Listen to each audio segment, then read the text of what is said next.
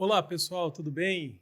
Aqui estamos nós em mais um podcast, nosso segundo episódio, já com a nossa logo ali, Podcast Casal Cegonha.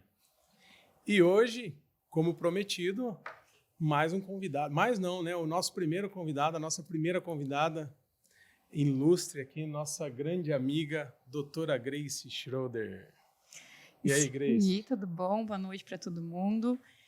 Obrigado pelo convite, Mari, Beto. Estou muito feliz de estar aqui hoje e estreando esse podcast, né? Viu? Que honra! Que honra! Tinha que ser você, né, Grace? Que honra! Isso aí, Grace. Então, hoje, no nosso papo aqui, nós vamos falar um pouquinho de obstetrícia, vamos falar um pouquinho da sua carreira e vamos conversar um papo bem informal, aí, bem legal, para a gente ficar bem à vontade. Isso aí, vamos Beleza? lá. A gente trouxe até um vinho para se soltar deixar um pouquinho bem informal, mais, né? soltar um pouquinho, você contar tudo. Hoje está friozinho, chovendo, né? Isso aí. Então vamos lá, Grace. Primeiro a gente queria que você se apresentasse um pouquinho, contar para nós o que te levou a fazer a ginecologia obstetrícia, como é que foi, o que te despertou, se você já tinha esse interesse. Conta um pouquinho para nós aí da tua trajetória até a residência. Então, eu sou formada em Pelotas, né? Fiz uma faculdade em Pelotas, lá no Rio Grande do Sul. E desde o quarto ano eu fazia estágios extracurriculares em ginecologia e obstetrícia, porque era uma área que, desde a faculdade, era uma área que me chamava a atenção, né? Uhum. Pós o término da faculdade, então a gente fui prestar a prova de residência, né? Fiz várias provas de residência e acabei passando aqui em Cascavel. Meus pais já tinham vindo morar em Toledo há 10 anos atrás, antes de eu passar. Então, acabei ficando perto deles, né? E eu optei por ficar em Cascavel. Então, fiz 3 anos de ginecologia e obstetrícia em Cascavel. Então, você não é nascida em Toledo? Não sou toledana, sou gaúcha. É gaúcha. Gaúcha, isso. Uhum. Gaúcha de Santa Cruz do Sul. Santa Cruz do Sul. Tá. Depois disso, Beto, eu fui trabalhei um ano aqui, depois que eu terminei a faculdade, aqui na região, Palotina, ali aqui em Toledo, ali em Cascavel também, em São Lucas. Depois eu fui para Ribeirão Preto fazer mais uma especialização, mais uma residência, o R4, que eu chamo, de medicina fetal e alto risco. Legal. Aí depois, terminando lá, voltei para cá, aqui para Toledo, e a gente, agora, nesse momento, eu estou aqui. Legal. E o que te encantou? Por que obstetrícia? Porque a obstetrícia. Boa pergunta. A ginecologia obstetrícia, né? O que me encantou, na verdade, foi a obstetrícia mesmo. Já na época da faculdade, o processo do nascimento, a cesárea, o parto, o nascer, né? O ato do nascimento sempre foi uma coisa que me encantou muito, né? E lá na minha região, lá em Pelotas, a gente tinha uma faculdade em que os alunos eram muito ativos dentro da instituição. Então, a gente fazia parto, a gente podia entrar dentro da cesariana, então nós fazíamos muitos partos. Isso acabou me deixando mais e mais encantada. Com os acompanhamentos, depois os estágios extracurriculares fora de Pelotas, né, lá em Porto Alegre, também acabei me encantando mais, porque lá eram centros grandes, né, de extrema ponta, e que a gente podia estar em contato com os grandes nomes aqui do Brasil, então, que dentro da obstetrícia, né, então, os professores, grandes professores de alto risco, então, a gestação em si, a gravidez, a gestante, né, a obstetrícia e o alto risco me encantaram lá em Porto Alegre. Depois que eu fui para Ribeirão Preto, a parte da medicina fetal que começou a abalar um pouquinho mais o meu coração. Então, a gente dividia alto risco e medicina fetal, né? Então, alto risco é a especialidade que lida com a gestante que tem alguma patologia na gravidez, e a medicina fetal é uma medicina que vai tratar o feto dentro do útero, né? As patologias que o feto pode desenvolver dentro do útero. E realiza ultrassons morfológicos e outros procedimentos. Lá em Ribeirão, eu consegui, então, além dessa paixão que eu já tinha pela obstetrícia de alto risco, me apaixonei mais pela fetal. Então, hoje eu atuo mais como alto risco e medicina fetal aqui em Toledo. E a Grace, né, nossa amiga, colega, e foi nossa colega de residência. Exatamente. Quando eu entrei na residência, o Beto era meu R2 e a Grace minha R3. Então, nós fizemos 1 ano de residência os 3 juntos. Foi. Nossa R+, eterna. Nossa chefa, né? Uma das. Chefa Késia. A gente tem muita história junto. Acho que a gente aprendeu muita coisa junto. A Grace me ensinou muito. que a gente foi residente junto, né? E o Beto também, né? Lógico. Até hoje, né? E acho que a gente acabou saindo da residência, desenvolvendo uma parceria bacana. A gente ainda trabalha junto, né? Cada um no seu consultório, mas é uma parceria bem bacana. E a gente tem uma história muito legal junto, né, Grace? Que da época da residência, você lembra? Foi na época da delegada. Lembro. Como é que era o nome da delegada? A gente estava passando uma novela que tinha uma delegada. Era a Giovanna Antonelli, uma delegada, né, famosa, eu não lembro mais o nome dela. E a gente saiu uma noite, as residentes, né, e tinha algumas acadêmicas junto lá em Cascavel, no como é o nome Aquela daquele... pizzaria famosa lá, como é que é? Martinhone. Martinhone, isso, é. E num certo momento a gente foi no banheiro, as meninas foram no banheiro, todas levamos celular, no retorno a gente voltou, cadê o celular da Mari? Cadê o celular da Mari? Cadê o celular da Mari? Eu lembro que tinha uma mesa assim no banheiro, eu coloquei o celular em cima, fui no banheiro e saí sem ele. E meu celular era novinho, era um iPhone 7, eu tinha recém comprado, com meu dinheiro suado de residente.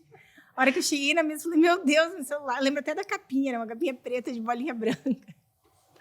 E todo mundo desesperado. E aí que a gente não achava o tal do celular, né, procurando nos arredores, ali no pessoal que estava sentado perto de nós, e daí o celular tem aquele dispositivo de tocar, né? A gente toca ele e... Buscar, exatamente, isso aí. Aí começou a dar um toque na mesa do lado, que era uma mesa cheia de meninas, né? E o Martinhone estava lotado. Estava lotado. Era época de show rural, lembra? Exatamente. Lotado. Gente. E vocês procurando o celular. E nós procurando, e rodando a mesa, e nada das meninas, né, se falarem alguma coisa, ó, tá aqui, a gente baixou no banheiro sem querer, nada, bem quietinha na delas. Aí, daqui a pouco, uma delas se mexeu um pouquinho, ela tava com uma blusa um pouquinho mais cavadinha, e o celular da Mari tava dentro da blusa dela, dentro do sutiã. E a gente viu ali. Não, mas peraí, antes disso, o pessoal começou a ir embora, e daí começou a diminuir o barulho. E eu ficava toda hora botando no teu celular, eu coloquei a minha senha e botava buscar iPhone. E a gente não ouvia. Daí teve uma hora que eu falei, eu tô ouvindo, que ele faz um barulho de sonar, assim. Aí eu lembro que eu falei pro garçom, pelo amor de Deus, abaixa o som, abaixa a música do ambiente, que eu perdi meu celular e tô ouvindo ele tocar. Daí o garçom abaixou e a gente saiu procurar. E aí eu lembro que você falou assim, eu tô ouvindo, e saiu correndo na direção da mesa. Que vergonha. E tava lá nas peitolas da menina, no seio da menina. Gente, a Grace botou a mão dentro do sutiã da mulher e tirou o celular e ela gritava assim, teu celular tá aqui. Espera que eu vou te examinar, só um minuto. Mais ou menos isso, velho. Gente, o que foi aquilo? A mulher ficou brava, lembra? Ficou. Disse que ia chamar a polícia. Que rolê, hein? Falou que era dela o celular. Não foi engraçado, né, Mari? Não, foi engraçado. Só... Assim, a gente pode contar porque tinha testemunha, porque parece mentira. Verdade. Porque eu consegui recuperar o celular e que você arrancou de dentro da blusa da mulher. Exatamente. Gente, na época que a gente fazia residência, tinha muita história, né? Era muito engraçado. Era muita confusão, porque nós éramos em 12, né? Em 12 residentes, né? E, meu Deus do céu. Que a gente trabalhava e curtia, né? A gente saía junto... Era divertido. Era uma turma bacana, né? A turma que a gente estava naquela época, assim, né? Foi o ano, para nós, assim, acho que dos 3 anos foi o ano mais legal. É um ano que a gente trabalhou junto, Grace, todo mundo, foi muito bacana. Que ano que você saiu do HU? Eu saí, ai meu Deus, 2014. Você já foi direto para fazer teu R4 ou você trabalhou? Não, eu prestei prova lá, só que daí eu acabei não passando naquele falou, ano, né? né? Acabei esquecendo. E daí eu trabalhei um ano aqui, Palotina e São Lucas em Cascavel. Aí, após esse um ano, fiz prova de novo lá, daí eu passei. Daí acabei passando e fui morar lá. Foi morar lá? Fui morar lá. Uhum. Você ficou um ano lá? Eu fiquei 2 anos lá. 2 anos? 2 anos. Depois veio direto para Toledo? Para Toledo. Tá. Grace, conta para nós, tem algum parto assim que te marcou, alguma história assim de um nascimento, uma história legal assim para você contar para nós? Tem alguma coisa? Eu acho que tem meu nascimento, que eu acho muito legal. A gente ia chegar nessa história. Não, tem uma história bem legal. Foi planejada a tua gestação, amiga? Não foi. Não foi. Minha gestação não foi planejada. Eu acho que eu entro dentro do índice de falha dos anticoncepcionais, que eu usava um anticoncepcional e tive falha, engravidei com anticoncepcional. Não, mas enfim, isso é legal falar, né? Porque as pessoas às vezes acham que que só falha para quem toma errado. Enfim, existe um índice de falha, né? Tá existe, com certeza. Até uma ginecologista pode ter esse índice de falha. Usando corretamente pode acontecer. A gente tem a Ixi, estatística, já né? aconteceu tanta coisa com essa ginecologista aqui que Calma, Nós vamos tem chegar muita lá. história, tem muita história. Então, o parto da Antônia, como que aconteceu? Eu namorava o meu antigo namorado há 3 meses, né? Usava método contraceptivo, enfim, a gente já se conhecia há mais tempo, mas estávamos namorando há 3 meses. E um certo dia eu acordei tonta. 3 meses oficialmente, né? Oficialmente, exatamente. Acordei tonta, desmaiei. Minha primeira impressão foi, tô com um tumor na cabeça, porque, né, o que a gente... Médico, né? Médica, né, usando anticoncepcional. Tô com um tumor na cabeça, eu vou morrer, não sei o quê. Aí o meu ex-namorado falou assim, será que tu não tá grávida? Eu falei, não tem como, eu uso, né, o anel emendado, um anel no outro, não tem como. Não tô menstruando nem nada. E já usava há bastante tempo. Já usava bastante tempo. Aí ele disse, não, vamos fazer um teste de gravidez para ver, né? Eu falei, não, tá, vamos, mas não tô grávida. Aí fiz o teste e eu tava grávida. Fiz outro teste, tava grávida. Então, eu tava grávida, sim. Resumindo, tô grávida. Tô grávida. Foi uma gestação, assim, bem difícil em termos de ter que lidar junto com a residência, né? Porque foi uma residência pesada, puxada em si. Mas foi uma gravidez leve, assim, não tive complicações. Foi tudo bem. Foi tudo bem tranquilo, uma gestação de baixo risco.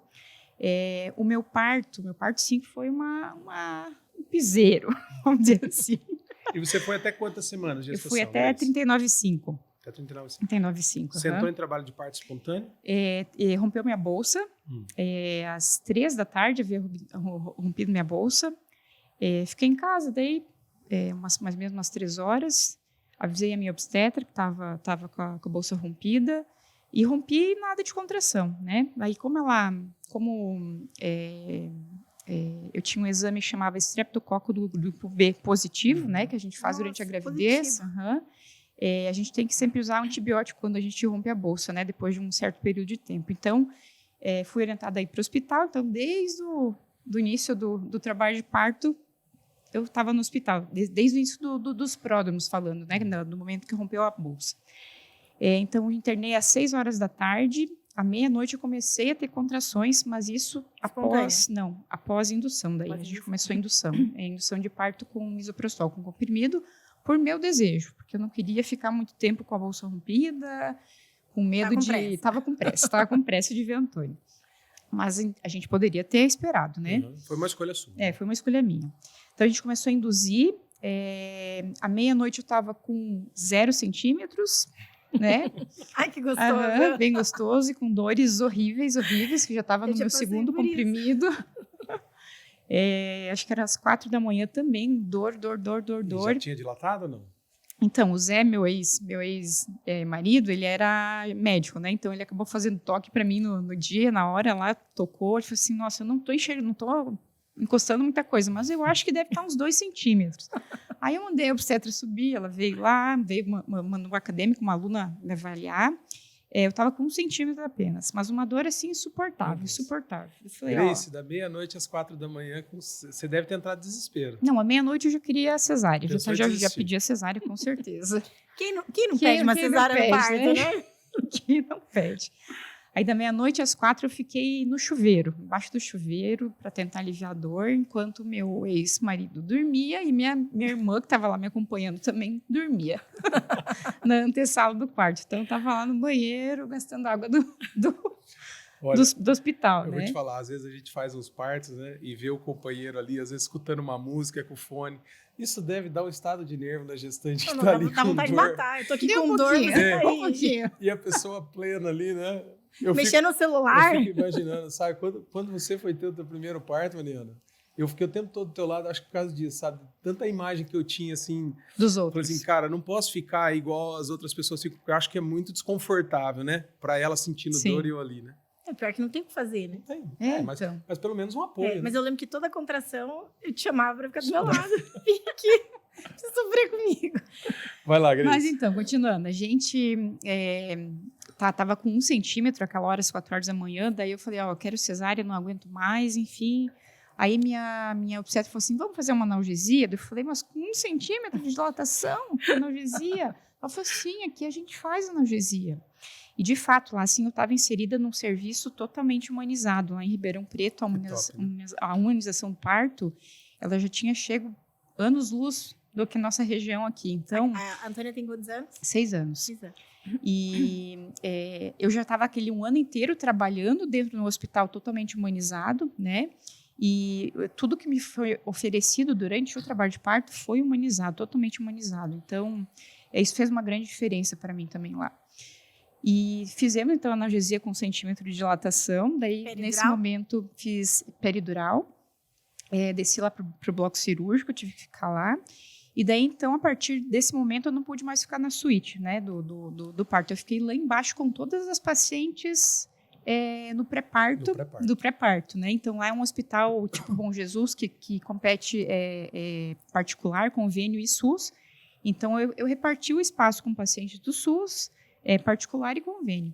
Depois que você fez inclusive com as próprias pacientes que eu atendia durante o ambulatório, né? Estava ali do meu lado tendo trabalho de parto comigo. Né? Que é o que acontece num centro obstétrico, né? Você divide espaço com outras pacientes em trabalho de parto e quando você inicia anestesia ou algum procedimento, você não pode mais ficar na suíte, porque daí você precisa ficar numa área sendo médica, monitorada, né? Sendo monitorada mais facilmente. E não é isso que deixa de ser humanizado, né? Com certeza, não tem lógica nenhuma, né? Às vezes as pessoas têm um conceito diferente disso, né? De achar que humanizado é aquele lugar que você vai ficar sozinha, na banheira. Vai ficar na banheira. O pessoal achava muito humanizado, quando se começou a falar nisso, que o humanizado tinha que ser dentro da água. Vai muito além disso, né? Com certeza. É claro que assim, lá, por mais que fosse um pré-parto, tinha toda assim, perdi a palavra. A privacidade de cada paciente, né? Então tinham cortinas separando um casal do outro, né? Os biombos. Então não era uma coisa assim, né? O outro casal me via pelada, enfim, não tinha nada disso acontecendo. Mas mesmo assim, foi totalmente humanizado, né? Só para né, para quem está ouvindo e não sabe, o parto humanizado é um parto que a paciente é protagonista. Então, você deixa ela escolher se ela quer, né, a não ser que tenha uma indicação médica, se ela quer que faça um toque, se ela quer analgesia, se ela quer ficar sentada, deitada, dentro da água, dentro do chuveiro, deitada na cama. Então, humanizar é você dar as opções para o paciente, a não ser em situações que tem uma indicação médica, que aí você não pode dar opção para o paciente, mas fora isso... Isso que significa humanizar, de deixar a paciente ter as escolhas. Exatamente. A partir de então a analgesia não pegou em mim, a peridural não fez efeito, daí eu fiquei muito brava com a anestesista. A minha também não pegou. Ai, meu Queria Deus. subir no pescoço dela, mas enfim, não podia fazer logo outra, né, em cima. Fiquei ali em trabalho de parto, né? Então, junto com o pré-parto. Eu fui uma paciente que, por mais que eu tivesse inserida naquele ambiente humanizado de ter doula junto, de ter enfermeira obstétrica junto, fisioterapeuta junto, eu fui uma paciente que não obedeci nada de comandos. Eu simplesmente fiquei deitada e talvez isso que postergou tanto meu trabalho de parto e eu tenha tido tantas dores, né? Não quis experimentar banheiro, não fui para banheiro. A única coisa que eu fiz foi para o chuveiro, só. E pedia cesárea, exatamente. Então, assim, hoje eu acho que é uma coisa que vale a pena falar isso aí, sabe? Foi uma decisão minha ficar deitada, sem fazer nada, sem me levantar, sem fazer movimento, mas foi uma decisão que eu vi que depois me levou quase 18 horas em trabalho de parto, né? Então... Te prejudicou, né? Exatamente. Então, que nem a Mari falou, é uma decisão, o parto humanizado é um parto em que a paciente é protagonista e decide o que vai fazer. E foi o que eu quis naquele momento, né? Ficar deitada na cama, né? Por isso que normalmente o primeiro parto, né, a primigesta, demora mais. Porque depois, no segundo parto em diante, normalmente a paciente fica mais ativa, ela sabe que se ela cooperar, evolui mais rápido. Exatamente. Primeiro a gente tem medo, né? Medo da dor. Exatamente. A partir daquele momento, então, da analgesia, o Zé desceu comigo, então ele acabou ficando lá comigo no pré-parto também. Aí ali sim, ele ficou acordado o tempo inteiro, do meu lado, me dando a mão. Tá vendo, papais? Por várias vezes, assim, me me vinha a ideia assim de, ai, sai daqui, deixa eu ficar sozinha na minha. Porque a gente fica assim, E a música? né, irritada. É às muito vezes, difícil, né? A música, aquela música que dá vontade de pegar aquele negócio de música e tacar na parede. na parede. Tu fica assim, por mais que se ofereça comida, que foi oferecido comida, tu fica com a boca seca, com um bafo de bode, Gente, o marido ali do terrível. lado. Nossa Senhora, que situação. Mas, enfim, aí isso era umas 8 da manhã, às 10 da manhã minha obstetra me tocou, daí eu tava com 8 centímetros. Aí foi só felicidade. Eu falei, já vai nascer daqui a pouquinho, 10 da manhã. Vai nascer daqui a pouquinho e tal. E nada. Aí, quando eu fui para a sala de parto mesmo, né, para tentar fazer algumas manobras, porque, enfim, não tava evoluindo o trabalho de parto, ela falou, não, vamos dar uma caminhada, vamos para a banqueta, vamos fazer alguns exercícios. Eu acabei indo por ela, né, pela obstetra, me puxar um pouquinho mais. E daí, sim, experimentei várias posições, várias massagens, enfim, métodos para aliviar a dor, né? Porque, enfim, a minha analgesia não tinha funcionado. Grace, só uma pergunta. Você teve alguma doula, alguma enfermeira obstétrica contigo? Ou você... O hospital tinha. O hospital já fornecia, mas eu não... Já tinha alguém que te ajudava, então. Inclusive, eram minhas amigas. Eram Você conhecidas trabalhava lá, minhas. Né? E eu não quis. Eu falei assim, não, pode ficar longe. Não precisa ficar perto de mim, não. Sai daqui. Tinha uma física, era muito minha amiga, assim, Grê, vamos levantar, vamos fazer agachamento, vai nesse logo. Eu falei, saia daqui, que eu não quero fazer Suma nada. da minha frente. Aí eu lembro que a única coisa que eu gostava, a Thaís ficou comigo, é que ela apertava na minha lombar, assim, fazia uma pressão, aquilo ajudava muito a dor. Uhum. E eu tinha que ficar agarrado no Beto quando vinha a dor. Quase arrancou meu braço. Então fomos lá para a sala de parto, daí lá sim, mudei de posição, eu vi o quanto que isso ajuda, né, o quanto que isso melhora a dor, era só mexer um pouquinho o quadril, assim, já me aliviava um monte a dor, mas mesmo assim ainda levaram mais 4 horas, a Antônia foi nascer 12h59 ela nasceu. Lá na sala de parto, daí, não no pré-parto, né? É uma sala mais especial. A gente tentou ficar na banqueta, daí não deu muito certo. Eu acabei parindo na mesa ginecológica, que muitos falam, né? Que muitos contraindicam por não ser uma posição muito verticalizada, né? Por não estimular muito. Mas também foi uma opção minha. Eu quis ficar naquela posição, né? Sentiu confortável? Me senti confortável, exatamente. E a partir daí foi só choro, só emoção. A hora que ela nasceu foi muito bom, foi logo colocada em cima do meu colo, já teve amamentação no primeiro minuto, clampeamento tardio. Dor, né? A gente esquece tudo. A pediatra estava ali avaliando meu colo, depois foi embora, depois de um tempo foi só pesar, então foi assim... minha mãe estava presente, minha irmã estava presente, meu ex-marido estava presente, minhas professoras, né, que é aquelas que acabaram fazendo meu parto, alguns colegas meus também, então tinha bastante gente no quarto. Muito legal, Mas né? assim, a gente acaba esquecendo tudo, né? É uma emoção, acho que tão grande que pode estar todo mundo ali e tu tá na posição mais desfavorável do mundo. Gente, mas depois que supera, né? Supera, com certeza. Senão não teria outro, né? Depois que você tem filho, essa questão de você estar ali deitada, assim, roupa vulnerável, pode ter 20 pessoas... Assim, é um momento tão especial e tão único que ninguém nem percebe isso. Exatamente. Nem a gente, nem os outros. Não, né? nem a gente, nem os outros, exatamente. Às vezes as pacientes ficam com vergonha, né? Porque às vezes vai evacuar, vai fazer cocô, xixi, né? E isso para nós é uma coisa que é irrelevante no parto, né? Ninguém vai ficar prestando atenção nisso, né? Então isso é uma coisa que não precisa ter vergonha, ter nojo, enfim, né? Isso faz parte do círculo do parto, né? Então... Acho que é o habitual, né? Até essas situações assim que às vezes eu acompanho em partos, né, de mães às vezes fazendo parto, as mães têm vergonha de mostrar a região, a área da área vaginal para o parceiro, né, para o marido. Uhum. Mas é uma coisa tão, acho que a gente tem que tentar quebrar esse tabu, né, porque é uma coisa tão tão bonito, tão né? linda, tão linda. Ver um parto, ver uma criança nascer é uma coisa única. Exatamente. Se o casal já tem essa sintonia, para ser um casal já tem que estar em sintonia, né? Tá chegando o filho ou a filha tão esperado do casal. E ter esse pudor ainda, eu acho que é uma coisa que a gente tem que trabalhar ainda um pouco, sabe?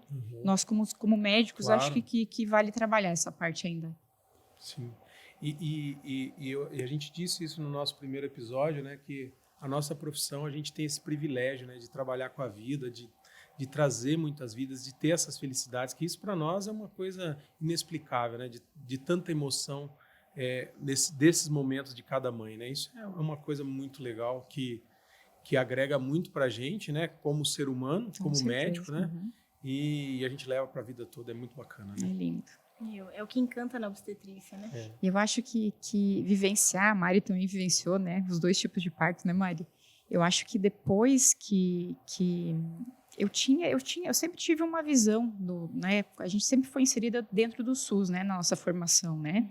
Então, por que aquela mulher grita tanto? Por que aquela outra mulher morde? Por que aquela outra mulher, sei lá, espisoteia, grita, quer sair daqui?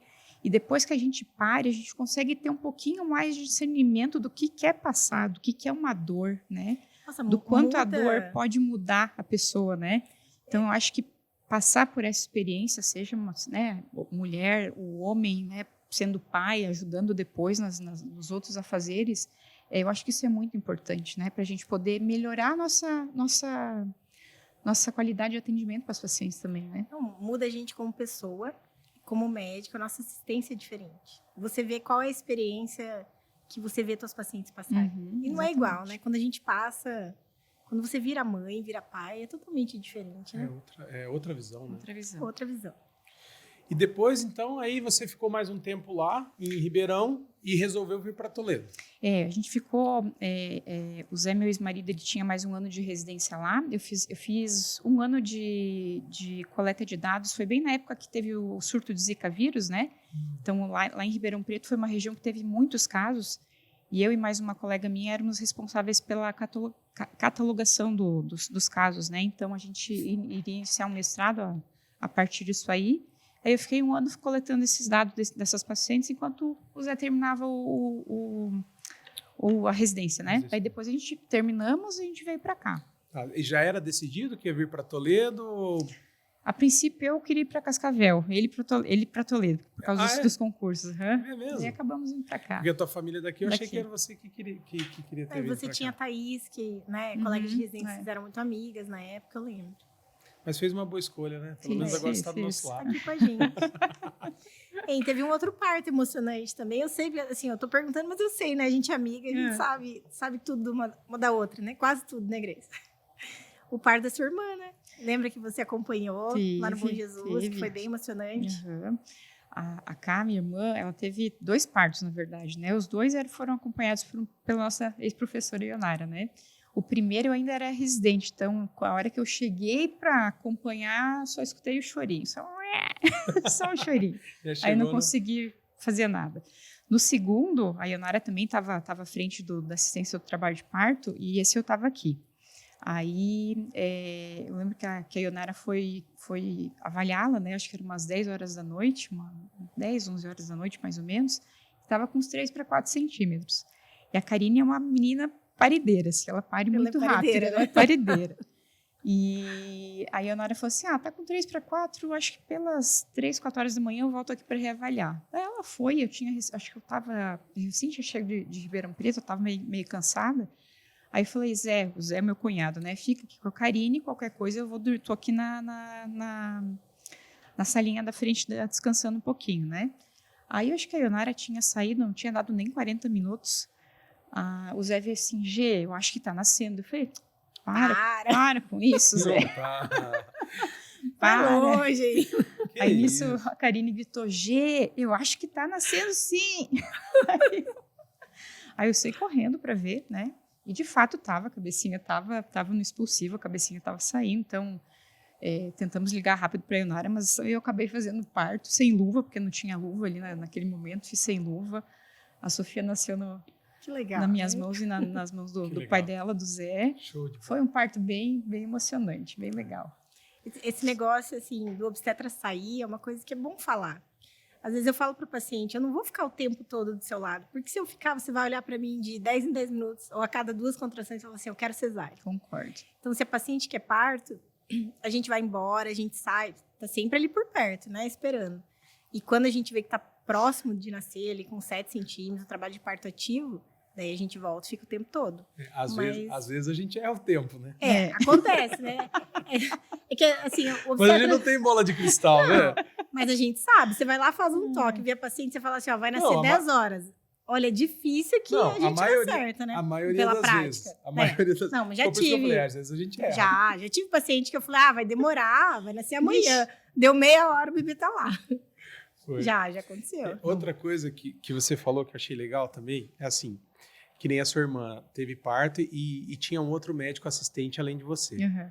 É a mesma coisa que às vezes eu respondo isso no consultório direto. Os pacientes perguntam para mim, você que fez o parto dos seus filhos? As pessoas às vezes não têm noção do tanto que... Do tamanho da responsabilidade, né? De assumir um parto, ou às vezes uma cesárea. E às vezes a gente tem que agir não só com o coração, né? Tem que agir com a cabeça na hora para poder, se tiver uma intercorrência, né? Então, eu acho muito legal isso. É importante a gente ter alguém, né? Para estar junto, porque uma complicação a gente não sabe se pode acontecer, né? E aí, imagina, eu com a Mariana, e ela me complica num parto, eu sozinho, como é que eu vou conseguir conduzir tudo isso? Sim. Às vezes eu consigo, né? Mas imagina o psicológico, né? Se alguma coisa que eu poderia fazer, às vezes não faço, e porque o meu sentimento, tá abalado, né? Exatamente. Eu acho isso muito legal, porque as pessoas acham que...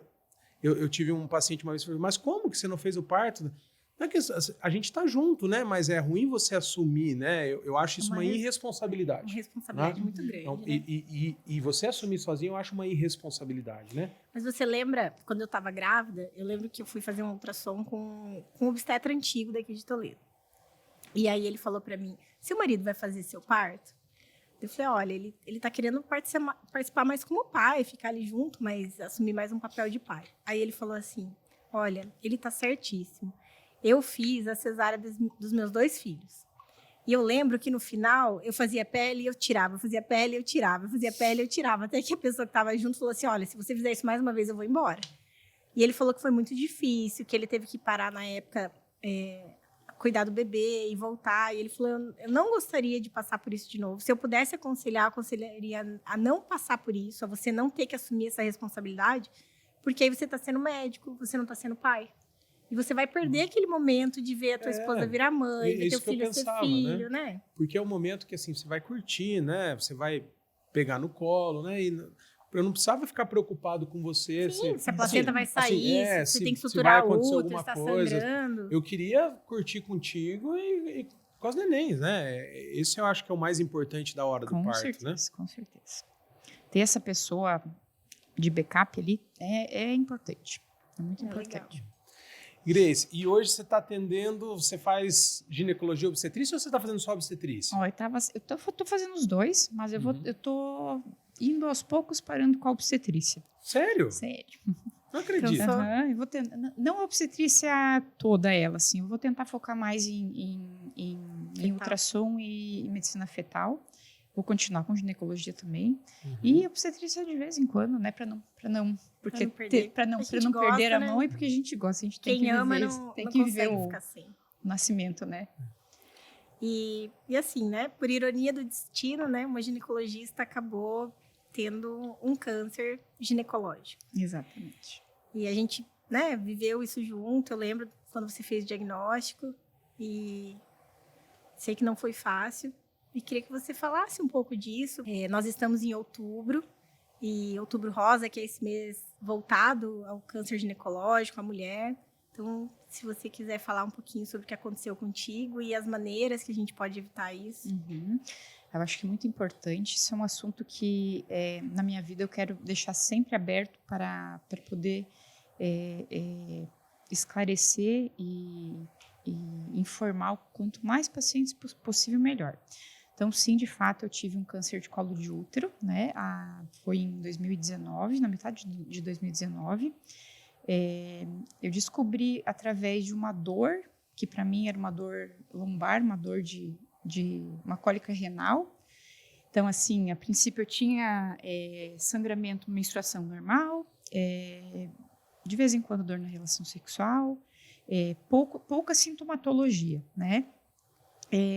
Tinha um exame de preventivo, que é o Papa Nicolau, de 1 ano e meio atrás, normal.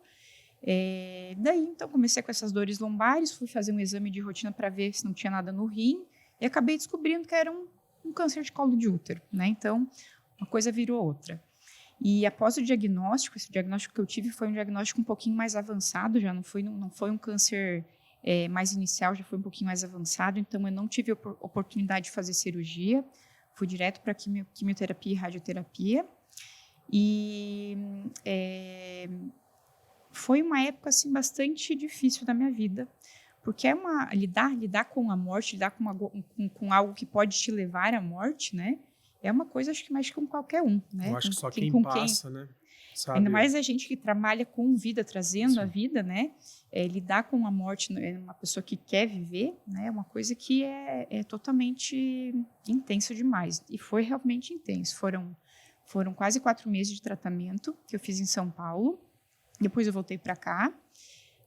Sigo fazendo meus acompanhamentos até hoje. Então, a cada 3 meses eu tenho que fazer preventivo. Faço a cada 6 meses acompanhamento de tomografia. A princípio, graças a Deus, está tudo curado. Estou curada. Que bom. E bola para frente, né? Mas o que é importante, acho que a gente relembrar, na verdade, né? Agora que no Outubro Rosa, que além do câncer de mama, que se é muito falado, né? Desses outros tipos de câncer que a mulher pode ter, né? Que é o câncer do colo do útero, o câncer do útero, que é o câncer de endométrio, né? O câncer de ovário, né? Então, esses cânceres não podem passar despercebido pelo ginecologista e nem pelas pacientes, né? Então, uma coisa que eu sempre, a partir do momento que eu descobri o meu câncer, e agora com as minhas pacientes, uma coisa que eu sempre falo é: escute o seu corpo, escute o que o teu corpo está falando. Então, tá com alguma dor diferente, tá com uma dor na relação, tá com sangramento fora do normal, vá ver o que é, porque nunca é normal, né? Sempre vai ter alguma coisinha que pode estar descompensada, né? Certo? Não ignora. Consulta de rotina anual, a mulher gosta de consultar. Uhum. Eu tenho muita paciente que fala assim, todo outubro eu consulto, ou todo dezembro, tem uma data específica para fazer a consulta, que daí você não esquece. Uhum. Ó, eu não tenho isso, eu não me lembro quando foi meu último preventivo, eu sei que foi ano passado, mas eu não lembro que mês. Que foi eu que coletei, né? Foi, você coletou. Ele se recusa a coletar meu preventivo, eu falei, eu não vou coletar. Uma das coisas que eu consegui quebrar esse tabu é coletar Preventivo da minha esposa. preventivo da minha esposa. Agora eu já estou coletando. Mas é que às vezes não dá tempo, né, de ir em outro lugar. Eu não vou coletar sozinha. Sim. Mas a gente tinha uma professora que coletava. Eu ia falar, apesar de que eu conheço gente que coleta sozinha. Ai, ai, ai. É possível, né? Mas é uma coisa meio complicada. Não tem necessidade, não né? Tem necessidade. Mas assim, ó, fazendo a rotina anual, você já vai conversar com o teu ginecologista, vai fazer um exame especular, eu não deixo de fazer exame de mama. A paciente entra no consultório, eu faço. E eu já fiz vários diagnósticos de câncer de mama. Assim, parece que é uma coisa que me persegue também. Várias pacientes que eu examinando na rotina, ó, achei um nódulozinho aqui. Uhum. Vai lá e descobre, às vezes, um câncer inicial. E como a gente descobre de paciente jovem. Né? Paciente jovem, que está totalmente fora de fator de risco, tudo. E uma coisa que eu acho importante também falar desse câncer que eu tive, que é o câncer do colo do útero, né? Que é causado pelo vírus do HPV, né? Então, não é um câncer que se passa de mãe para filha, de filha para mãe, não é um câncer genético, né? Não é um câncer causado por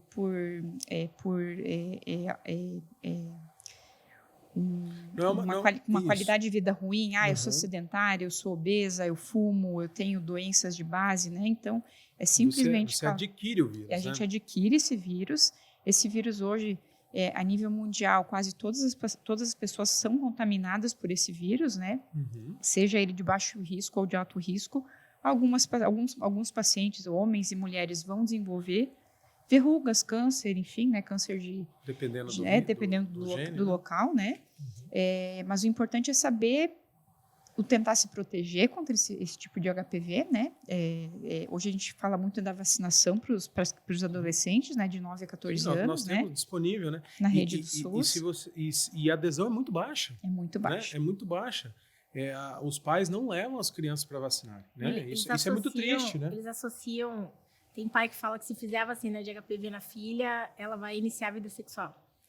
Não entende que, na verdade, é uma proteção que já faz antes do início da vida sexual, justamente para ela não ter o contato. Eu lembro, numa época que eu atendia numa unidade básica de saúde, que não era no AMI, que nem a gente está agora, mas na unidade básica, eu lembro que o enfermeiro me contava que eles descartavam doses porque vencia. Sim. De uma vacina tão cara e tão importante. Né? Exatamente. A gente tem na Austrália, né?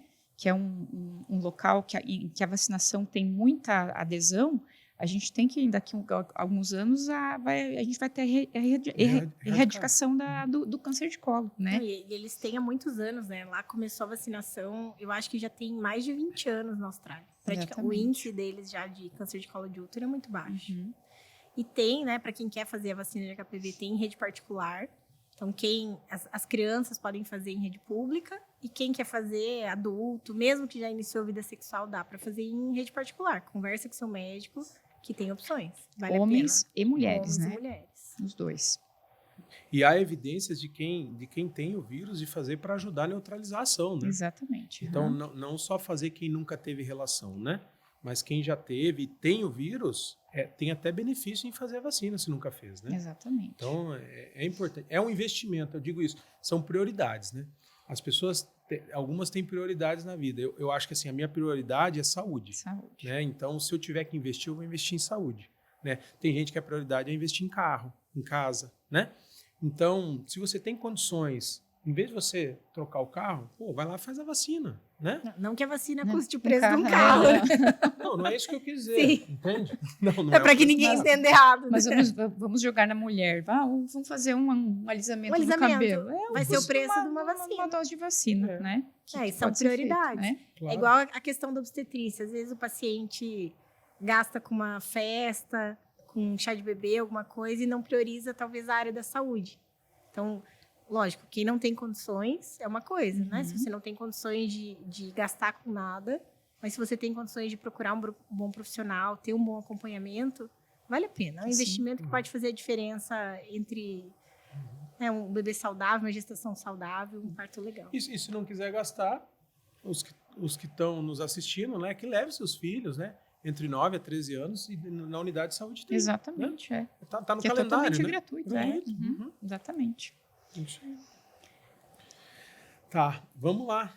Posso falar mais um pouquinho dessa parte claro. do câncer? Que eu acho que é muito importante falar. Isso aí. Que eu estava lendo agora uns estudos que saíram, que é muito importante lembrar. A ida ao ginecologista todo ano, a gente tem vários protocolos de tipo de coleta, né? De preventivo, tipo a Papai Nicolau. Tem o Ministério da Saúde, às vezes, que orienta coletar a partir dos 25 anos de idade, outros que após o primeiro ano de iniciação sexual, enfim.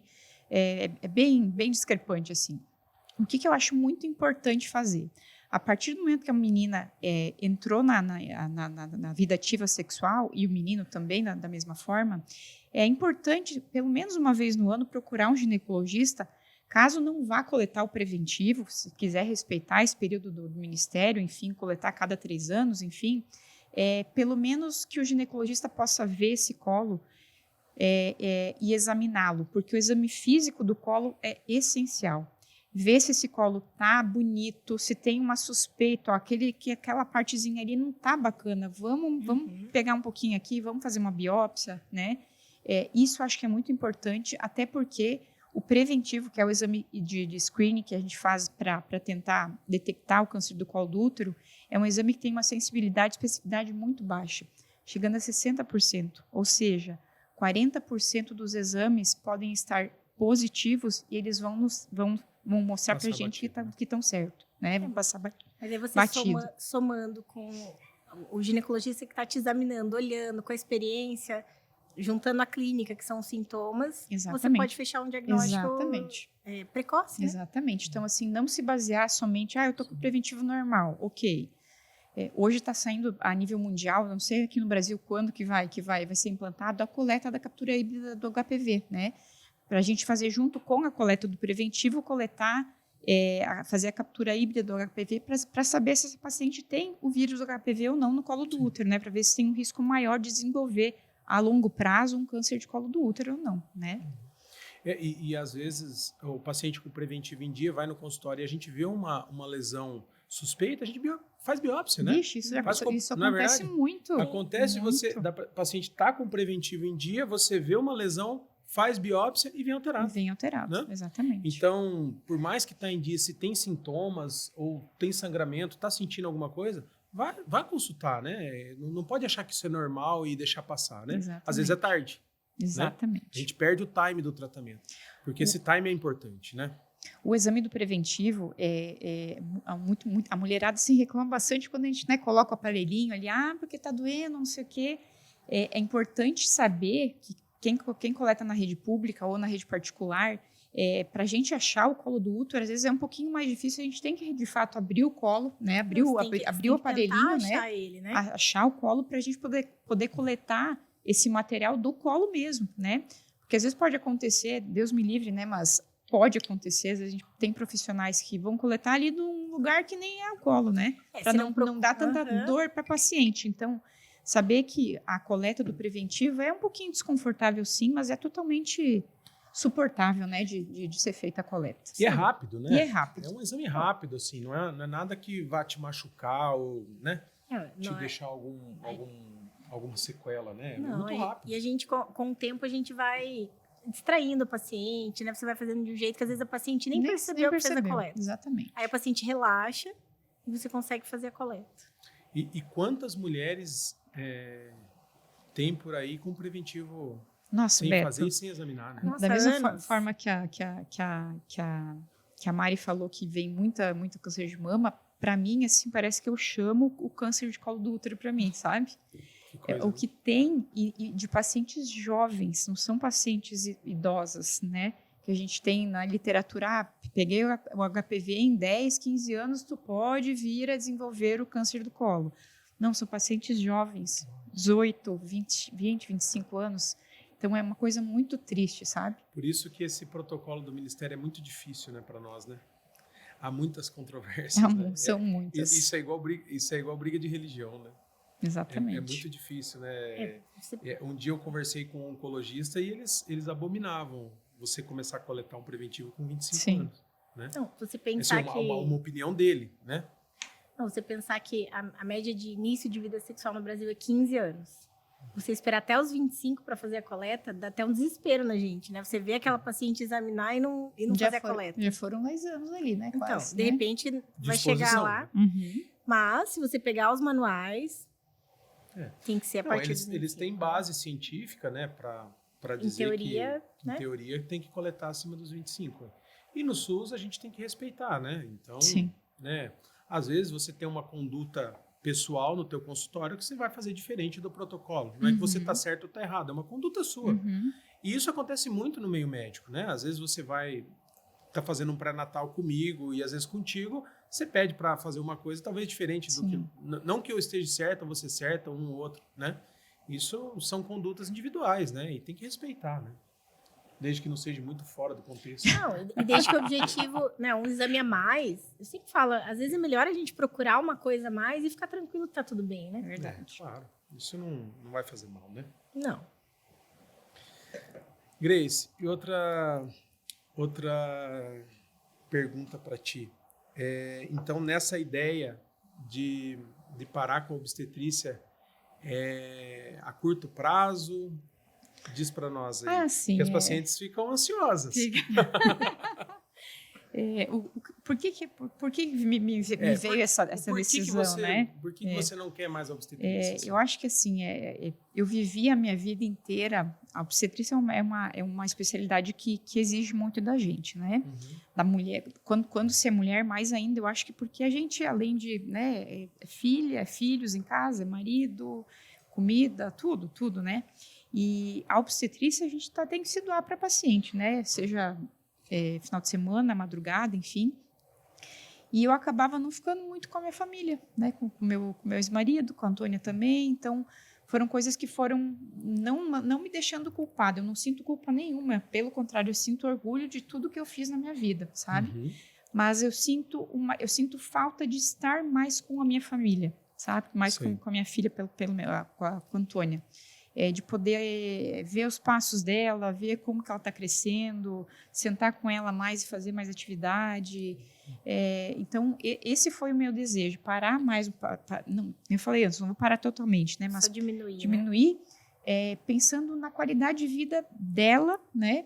E minha também como mãe, porque eu gosto de ser mãe, né? Eu gosto de estar dando assistência ali para ela. E do jeito que eu vinha vindo, acho que não ia dar certo. A obstetrícia, muita gente para a obstetrícia, não é por não gostar, né? Porque quem faz GO normalmente ama, né? Que GO é ou você ama ou você odeia. Exatamente. Mas porque você tem que abrir mão de muitos momentos em família. Exatamente. Imagina nós dois como casal. É isso que eu ia falar. Né? Eu acabei diminuindo muito, voltei a fazer obstetrícia, hoje eu tô fazendo, mas eu diminui muito meus atendimentos, porque alguém tem que ficar com as crianças, né? Senão, imagina, nós dois, quando éramos só nós dois, sem filhos, né? No início do nosso relacionamento, a gente se encontrava mais no hospital do que em casa. Essa questão da disponibilidade nossa, né? Principalmente nos partos normais, que é um pouco mais difícil, porque às vezes o paciente demanda mais tempo com você, né? Eu sempre digo para os pacientes, né? Falo, olha, a gente não consegue ser onipresente, né? Eu tenho família, eu tenho filhos, eu tenho amigos, né? Então, pode ser que o dia que você entra em trabalho de parto é um dia que eu não possa te atender. E eu acho legal, assim, eu gosto de jogar limpo, né? Eu não vou mentir para o paciente e dizer que, não, eu vou estar lá, né? Pode ser que eu não esteja, né? Pode ser que eu tenha outro compromisso. E o que me deixa muito chateado é, às vezes, o paciente não conseguir entender isso depois que nasce, sabe? Ou me dar uma resposta meio atravessada. Porque, assim, você tenta fazer o teu melhor, né? Você explicou que, às vezes, você poderia não estar lá, né? E, às vezes, a pessoa não enxergou o teu lado... Família, teu lado de uma pessoa normal, de não médico, sim. né? Isso, às vezes, me desestimula, sabe? Me deixa muito chateado com a obstetrícia, porque...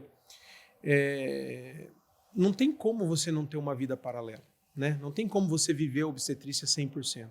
Quem diz que eu amo, eu vivo 100%, tá mentindo. Não tem como. Não, né? Quem tem família, quem tem filhos, você tem que ter uma vida paralela. Não tem como.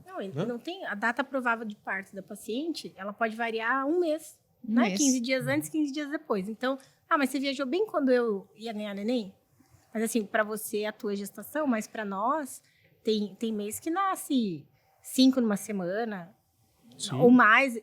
Hoje eu diminui minha obstetrícia, né? O Beto ainda faz bastante, mas eu lembro que teve um dia que nasceram 6 pacientes do consultório, não tava de plantão. Entre as que tinham marcadas e as que nasceram. Imagina você fazer 6 nascimentos num dia. Você não tá de plantão, você tá na tua rotina de consultório, você tem que almoçar, você tem que tomar banho, você tem que ir no banheiro e tem que fazer tudo isso. Depois tem que passar visita nessas 6 pacientes, você tem que dar retorno para esses pacientes.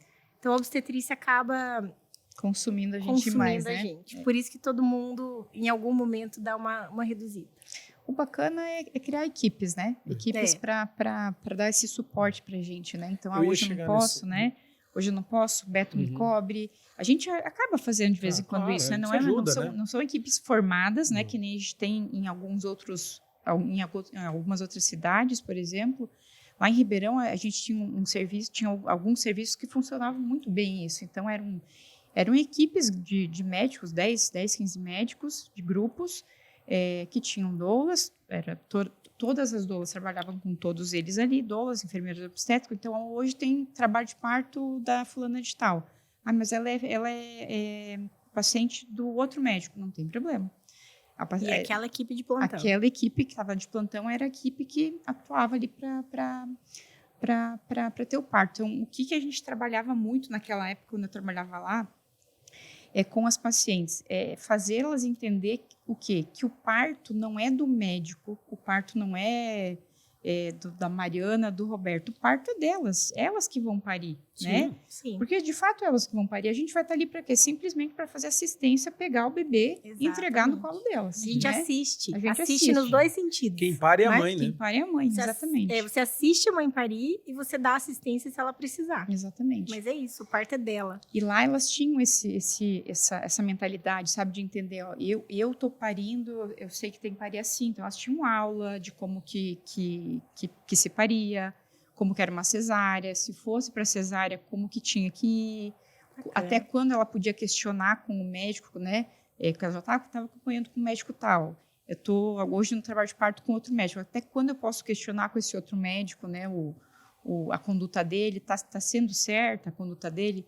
Então, quando a paciente, o marido confiavam na equipe toda, funcionava muito bem o trabalho, sabe? Então, isso é uma coisa que aqui em Toledo eu acho que a gente poderia, né? Fica um plano pra gente. Um plano para Você acha que falta um serviço um pouco melhor aqui para nós, na nossa região? com certeza falta. Com certeza. Falta, né? Falta. A obstetrícia Faz ainda muita tá... falta uma assistência, né? É. Não, jamais eu critico o Bom Jesus. Eu acho que o Bom Jesus ele faz até mais do que ele pode, Sim. né? Porque é um hospital super sobrecarregado, Sim. né? Por atender SUS, convênio, particular. Então ele acaba deixando a desejar um pouco para os pacientes, porque é um hospital que, infelizmente, ele não tem um outro apoio de plantão obstétrico, né?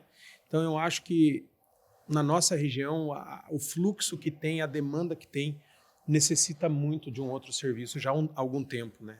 Desde que eu cheguei aqui, eu comecei a atender em Toledo em 2014, eu já vejo a deficiência de você ter um lugar, né, um outro lugar para dar essa assistência. Exatamente. Talvez até para nós trabalhar seria melhor, né? Para a gente trabalhar, porque você tendo alguém que te ajude a conduzir o parto nos momentos que você não está presente, Exatamente. né? E de repente você chega na hora do parto, né? Exatamente. Isso faz muita diferença. Faz. E a gente já vê que Cascavel tem, né?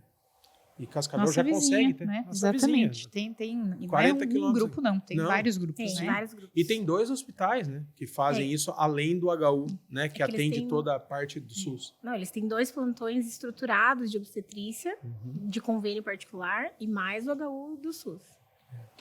E isso é uma coisa que eu já pedi, já conversei com os outros hospitais, mas eu acho que ainda falta um pouco mais de interesse, assim, de melhorar a obstetrícia.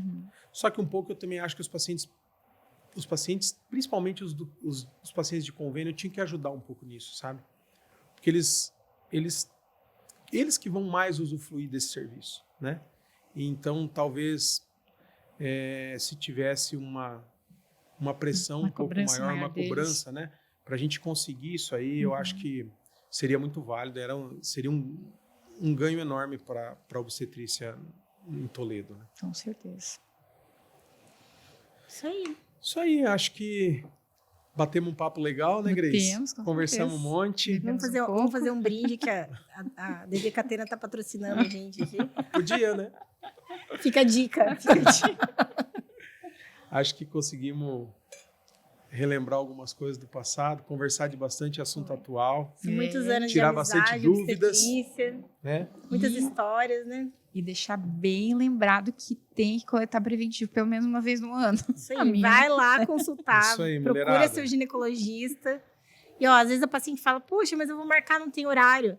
Mas é uma coisa anual, você pode programar. Não é uma coisa que você precisa de hoje para amanhã. Então faz lá ó, essa dica de, não, todo mês tal, mês do meu aniversário, eu vou marcar. Faça isso, vale a pena. É um investimento em você. Vale uma vida. Vale uma vida. Isso aí.